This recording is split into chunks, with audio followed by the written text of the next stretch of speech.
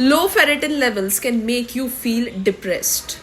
अक्सर हम लोग हीमोग्लोबिन लेवल्स चेक कर लेते हैं, आयरन लेवल्स चेक कर लेते हैं और हमें लगता है ये नॉर्मल है, बट फिर भी मुझे बहुत ज़्यादा डिप्रेस्ड फील हो रहा है, ग्लूमी फील हो रहा है, ब्रेन फॉगिनेस फील हो रहा है, कुछ करने की इच्छा नहीं हो रही है, वीकनेस लग रहा है बहुत ज़्यादा। तो इसका कारण हो सकता है low levels of serum ferritin. Serum ferritin ये दर्शाता है कि हमारे शरीर में आयरन का स्टोरेज कितना है।